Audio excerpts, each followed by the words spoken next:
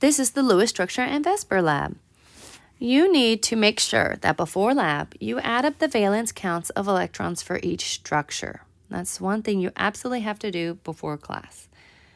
We're going to scroll down to the report sheet to make sure that you can see where you want to do this. So you'll notice for these molecules, there's 1 page, 2 page, 3 pages of these molecules. So this very first column that says total valence electrons, that's what you need to do the counting. If you're not sure how to do this, you can go back and check your class. Basically, you take each element and you find out its valence number of electrons from where it is in the chart. So if it's in the very first column, it has 1 valence electrons, and you increase going across until you get to the noble gases, which have 8. Everything in that column has the same number of valence electrons.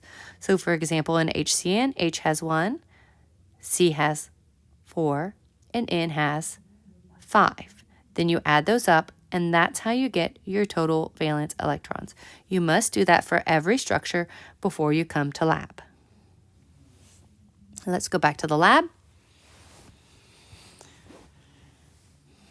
This is your pre-lab. Make sure you read through it.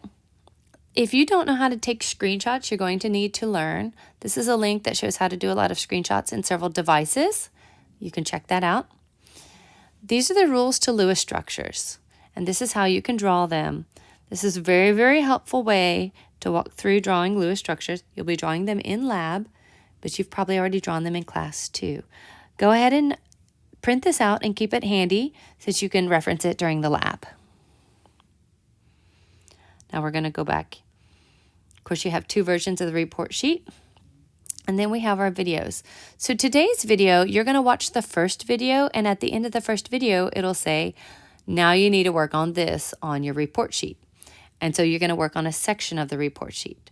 And then you'll go back to the next video and you'll do the next video. And the next video will either say, you'll go into a report sheet and fill in this section, or it'll say, hey, you need to go on and look at the simulation. So this simulation right here, you're going to want the left side. It's the model simulation. And you're going to want to take pictures with this simulation. So let's say that you decide that this is the first molecule. What you need to do is take a screenshot of this molecule. Depending on your device, it'll be saved. And if you open up a Word file and you push Control-V at the same time, that most recent screenshot will show up as an image in your Word file. And you're going to keep doing that for all of the pictures of the different molecules. So if you're working in groups today, which we do recommend in the lab, then whoever's screen sharing may want to take turns so that everyone has an equal chance to do the simulations and everyone can screenshot just those pages. So you're going to work on both videos. You'll have videos as well as simulations. And of course, you're going to end with the lab quiz.